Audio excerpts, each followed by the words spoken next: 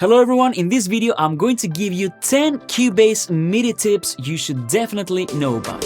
Let's get started.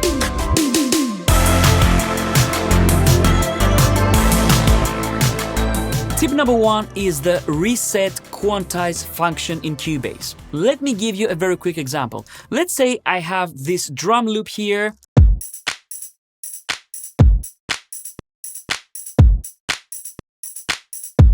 And let's say I want to quantize it. As you can see, it's not quantized right now. So I hit Q, and now it's quantized.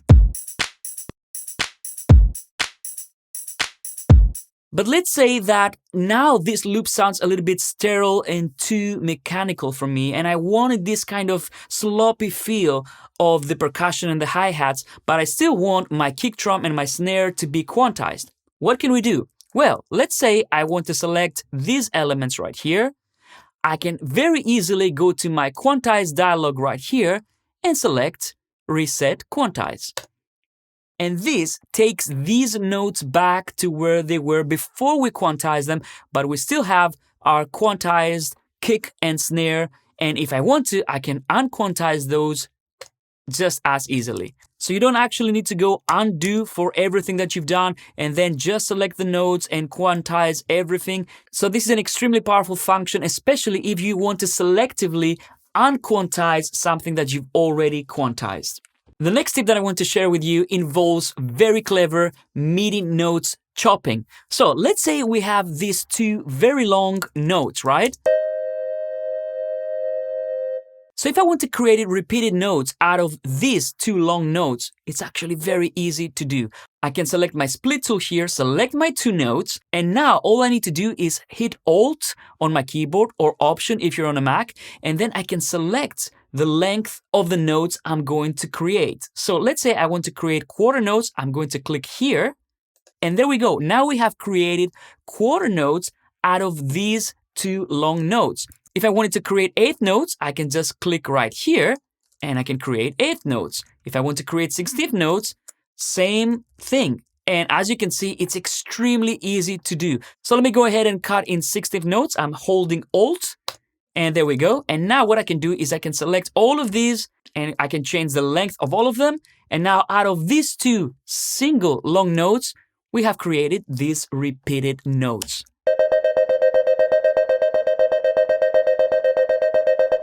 The third tip I want to show you is using the trim tool to create strumming or arpeggiated effects. Let me show you. I have this very simple chord progression here.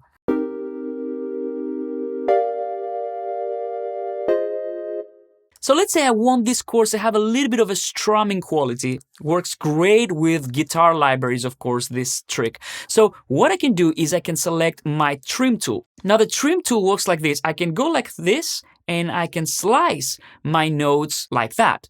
But if I want to create this arpeggio kind of effect, I can just hit Alt on my keyboard or Option if you're on a Mac, and then we can do this sort of slice. And this way, I can create this beautiful arpeggiated effect. And I can do this on all my chords here. And there you go.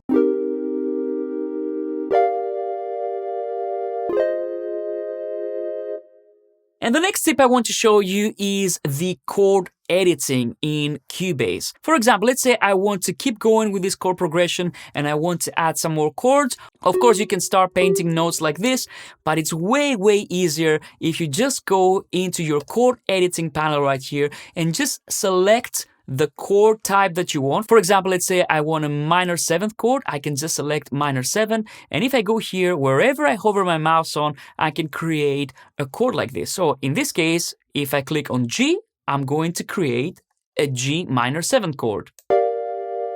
And of course, I can extend it if I want.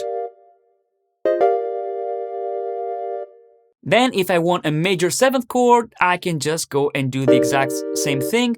And it's very easy to input chords like this. And while we're talking about chords, I want to show you the next tip, which is chord inversions. So let's take these chords here.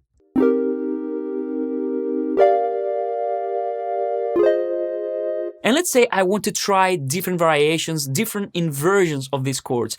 Very easy to do. All I need to do is go to my chord editing, and then I can go down here to my inversions and use the move up and move down buttons to change the inversion. So let's say I want to inverse this chord. I can just say, okay, move down, and we get a different voicing.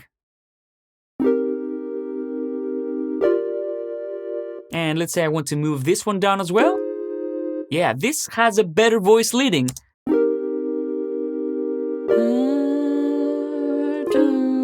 So we get a nice melody where before I used inversions, it wasn't so smooth.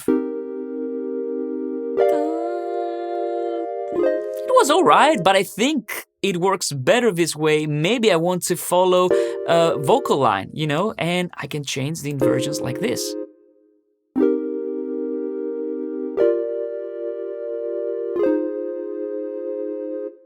The next tip that I want to show you, and this is something that I get many questions about all the time, is how you can change the colors of the notes in the key editor to show different things. By default, in Cubase, the colors of the key editor will be determined by the velocity value. For example, if this note has a lower velocity, it will be a little bit more to the purple, and the higher the velocity, you get more of a red color.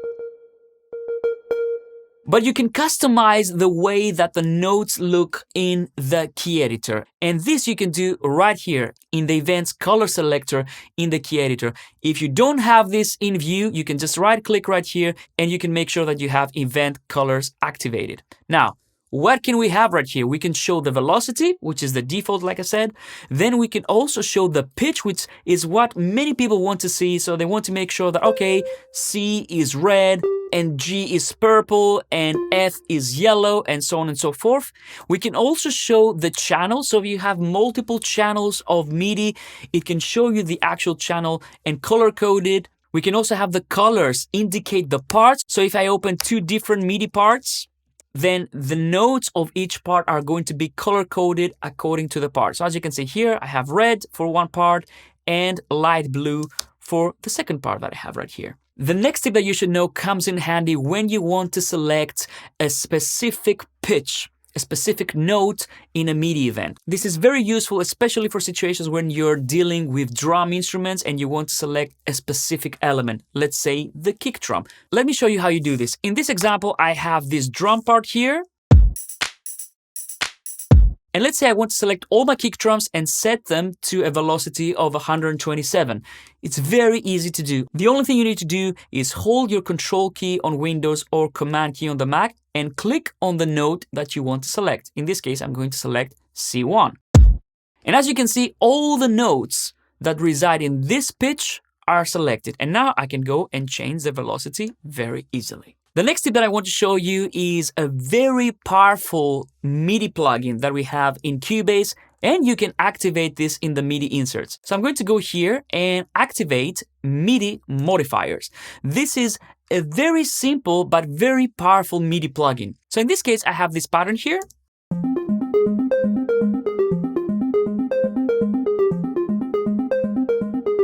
And what this MIDI modifiers plugin allows me to do is change quite a few of the parameters of the MIDI part without going into the key editor and going into too much detail over what I want to do. For example, if I want to transpose this part, I can just use my transpose slider here. So if I want to transpose this one octave higher, and this also has the advantage that I can try out things without messing with my MIDI data. So I can just leave it there to 0. I can also shift the velocity. So if I want to listen to how this MIDI part is going to sound like if I raise the velocities of all the events, I can just listen to it in real time.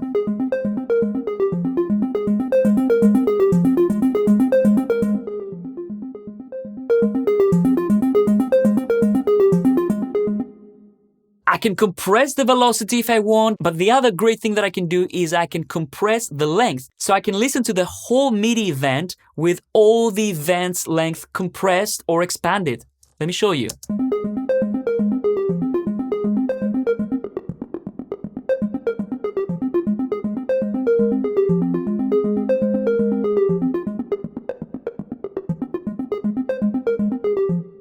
And all this without ever touching my original MIDI part, which is invaluable and it's such a time saver. There are many other things that you can do right here. You can even randomize the position, the pitch, the velocity, the length.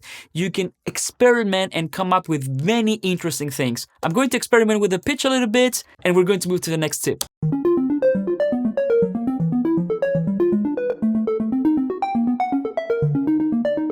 The next tip I want to show you is again a MIDI insert plugin, and this time it's the Transformer plugin. The Transformer MIDI plugin allows you to do many things, but one of the things that I find is very useful to many people is the fact that it can convert any CC message to any other CC message. So imagine this, you have a MIDI keyboard and it doesn't have a modulation wheel. Modulation wheel is something that you use on pretty much any synth and any library. So if you didn't have a modulation wheel, your hands are a little bit tied. But this controller that you have might have a different controller, like a knob that transmits a CC2 or a CC74 or something like this.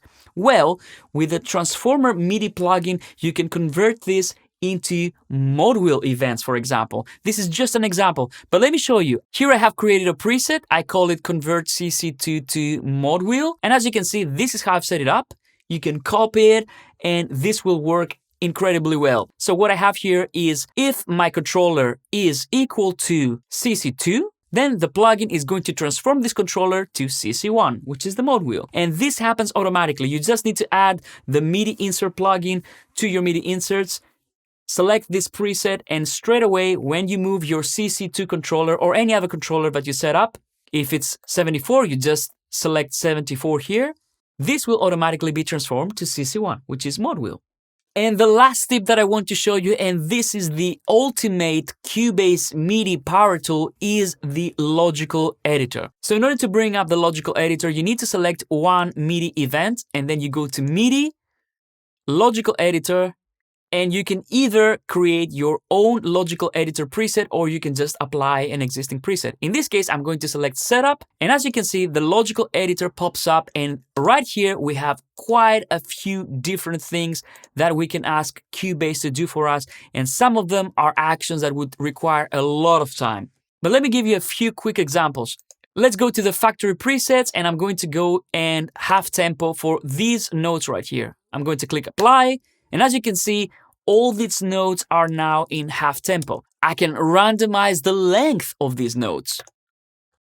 And now I have my length randomized. I can say I want to add a higher note to all notes beyond cursor. I can hit apply. And as you can see, we have all the notes duplicated in octaves.